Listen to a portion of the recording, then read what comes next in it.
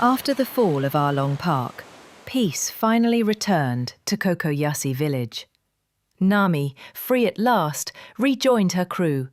Her map, her dream, and her heart finally her own. The Straw Hats set sail once more, toward a place known as the town of the beginning and the end, Loguetown, a place where it all began and where, for some, it all ends.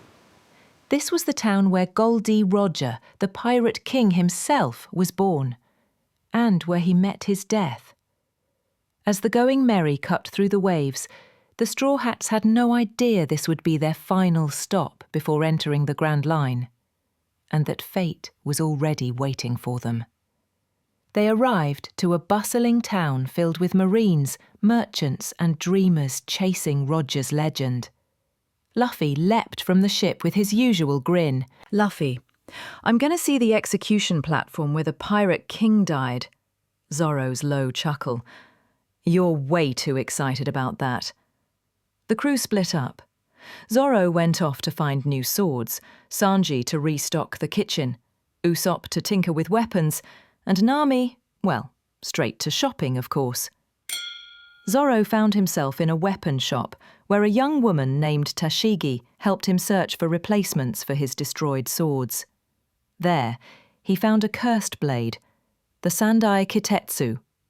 The shopkeeper warned him. That sword brings death to anyone who wields it. But Zoro smiled. He tossed the blade into the air, stretching out his arm. If fate wanted his life, it could take it. Silence. Then metal clinks on floor. The blade missed him. Zoro laughed. Guess I'm the lucky one. He then bought another sword, Yubashiri, a fine blade gifted by the shopkeeper, impressed by his courage. As he left, Tashigi's eyes followed him. She looked exactly like Kuina, Zoro's childhood friend. Fate was toying with him too. Elsewhere, Sanji found a restaurant bustling with cooks. A local chef challenged him to a cooking duel, a test of skill and flavour. Sanji smirked, lighting a cigarette. Sanji, I never back down from a kitchen battle. The crowd watched in awe as Sanji danced around the stove, flames swirling, ingredients flying, until his dish outshined them all. He left the kitchen not just with pride, but with a reminder. A true cook feeds hearts as well as bellies. Meanwhile, Luffy's curiosity took him straight to the centre of town, to the execution platform where Gol D was once chained. He stood there, eyes wide, imagining the moment the Pirate King smiled before his death. He didn't realise. He was about to share that very same stage. Suddenly, chaos erupted. Buggy the Clown and Alvida, now allies, had cornered him. Luffy was captured, bound in iron, standing atop the very same platform. Buggy raised his blade high. Time for the next Pirate King to meet his end. But Luffy didn't flinch. He smiled. I'm not gonna die. Lightning cracked through the sky.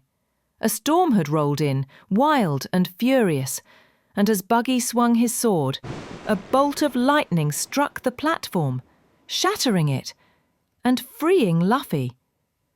The crowd screamed.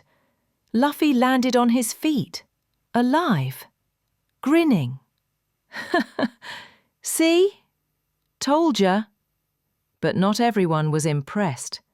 From the shadows stepped a marine, Captain Smoker, a man made of smoke. He wrapped Luffy in his arms, locking him down. Smoker, you're not going anywhere, Straw Hat. For the first time, Luffy couldn't move. The power of a Logia fruit user was far beyond his reach.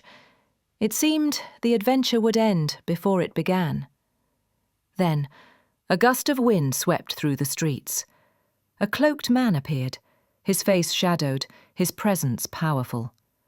He spoke softly to Smoker, and the wind roared. When the smoke cleared, Luffy was gone. Smoker stared at the empty street. Smoker, low. "Who are you?" The man looked toward the horizon, his cloak fluttering. It was Monkey D. Dragon, the world's most wanted man, and Luffy's father. Back at the port, the Straw Hats regrouped, soaked but alive. Luffy raised his hat high, laughing under the rain. Luffy. "Next stop, the Grand Line!" The Going Merry sailed out from Loguetown as Smoker watched from the docks. Smoker, quietly.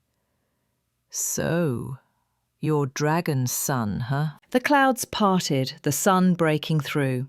For the first time, the Straw Hats set their eyes on the horizon of dreams, danger, and destiny. From the town where the Pirate King was born and executed, a new journey began. The age of Straw Hat Luffy had truly started.